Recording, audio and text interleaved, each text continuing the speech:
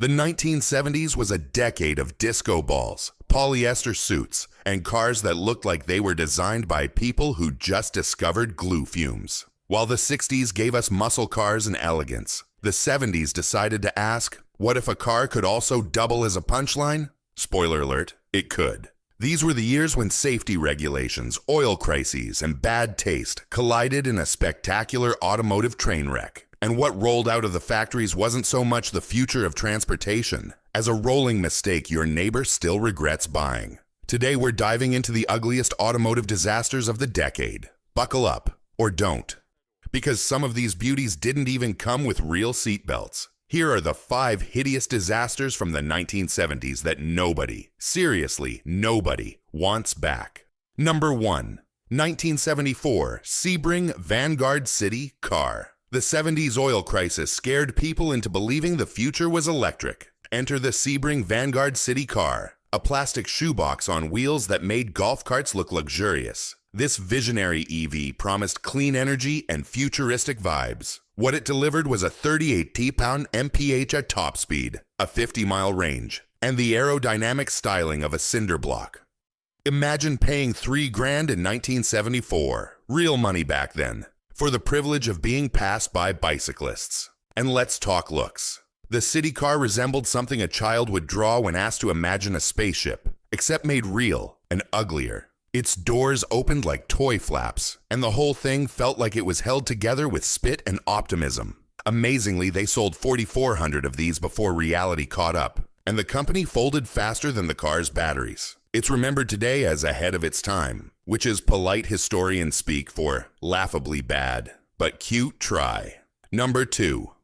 1974 Bricklin SV-1, the Canadian attempt to dethrone Ferrari with a sports car designed around safety. Yes, because that's exactly what buyers want. A car that screams, "Buckle up kids, daddy's getting responsible." It had gull-wing doors, fancy, exotic, dramatic. And then everything else fell apart, literally. The acrylic resin body panels faded like cheap Tupperware. The doors often refused to open, perfect in an emergency. And the electrical system shorted more than a college dorm toaster. Under the hood, a lazy AMC or Ford V8 that offered all the excitement of a riding lawnmower, with a price tag hovering near $10,000.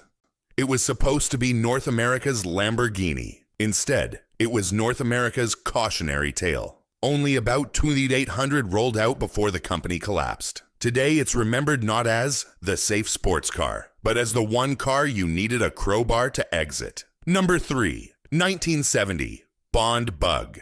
If the future of cars looked like the Bond Bug, then thank heavens we didn't live in that timeline. This 3-wheeled tangerine-colored wedge was marketed as fun. Fun in this case meant driving a bright orange doorstop with the stability of a drunken flamingo. Its canopy flipped open like a fighter jet cockpit, except instead of jet engines, you got a wheezy little 700cc, later 750c, engine borrowed from an Austin Mini.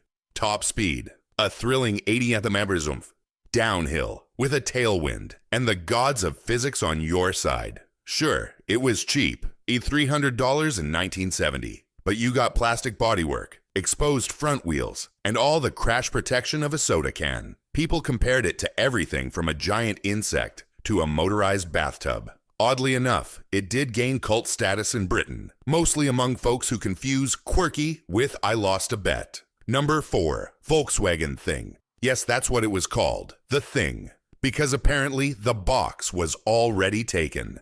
Originally designed as a military utility vehicle, Volkswagen figured, hey, why not sell this to civilians? People love Jeeps, right?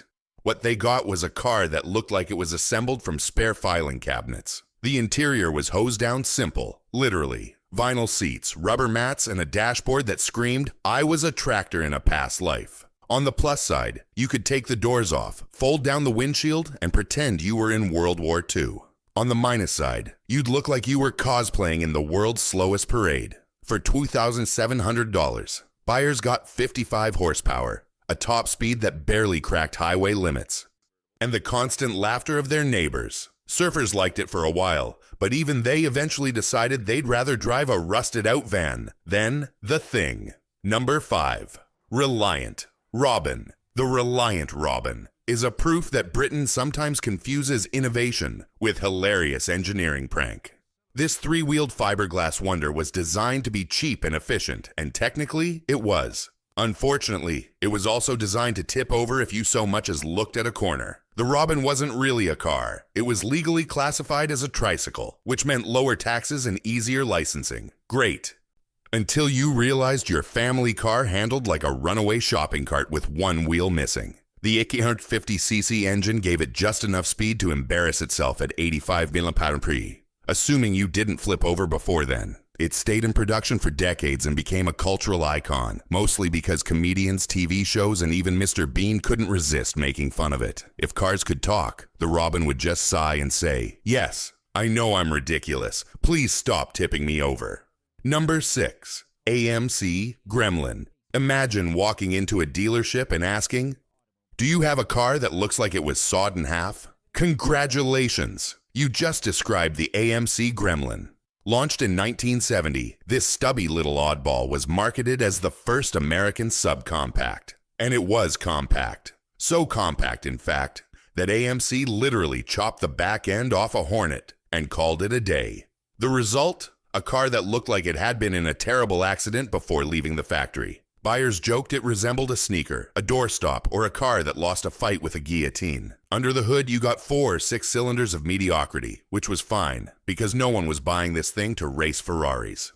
Surprisingly, the Gremlin actually sold well. Maybe because it was cheap, maybe because the 70s oil crisis made people desperate, or maybe because Americans just wanted a car that matched their bad haircuts. Either way, the Gremlin lives on today as proof that ugly sometimes sells. Number 7. Ford Pinto. Ah yes, the Ford Pinto. The car so infamous it's practically shorthand for rolling death trap. Introduced in 1971, it was Ford's answer to small foreign imports. On paper, cheap, fuel efficient, easy to park. In reality, a bland little box with all the style of a microwave oven. But the Pinto wasn't remembered for its looks. Oh no. It became notorious because of its fuel tank placement. In a rear-end collision, the tank had a nasty habit of exploding, turning minor fender benders into full-blown barbecue pits. Lawsuits, recalls, and scandal followed. Turns out optional flamethrower mode isn't a selling point. Despite this PR nightmare, Ford sold millions of Pintos. Americans loved the price tag, around $2,000, more than they feared spontaneous combustion. To this day, the Pinto is a masterclass in corporate cost-cutting gone horribly wrong. If irony could drive, it would drive a Pinto, straight into a fireball. Number 8. 1975, AMC Pacer. The AMC Pacer. Or as it's better known, the Fishbowl on wheels. This wide, bulbous compact looked like a car drawn entirely with circles. The designers bragged about its cab-forward design and panoramic visibility. Translation: you and your passengers became zoo exhibits for every pedestrian you drove past. It was short, it was fat, and it was weirdly asymmetrical. The passenger door was longer than the driver's for easy rear seat access. Imagine explaining to your mechanic why one door is bigger. Under the hood, AMC promised efficiency, but thanks to weight and limited engine options, the Pacer guzzled gas almost as badly as full-size sedans. Yet, somehow, this mutant became iconic. Maybe because of Wayne's World, maybe because Americans secretly enjoy being mocked by their cars. Whatever the case, the Pacer remains one of the 70s most unforgettable design blunders. A car that proved round is not always a good thing. Number 9. Chrysler Cordoba, 1975-1979. Ah, the Cordoba. Proof that the 70s loved excess. Marketed with Ricardo Montalban purring about rich Corinthian leather. This personal luxury coupe oozed tacky glamour. It was a rolling disco ball, complete with vinyl roof, opera windows, and more chrome than a Las Vegas casino. It wasn't ugly in the quirky sense. It was ugly in the someone bedazzled a barge sense. With its bloated proportions, overstuffed interior, and fake classy trim, the Cordoba screamed, "I want to look rich, but shop at Kmart."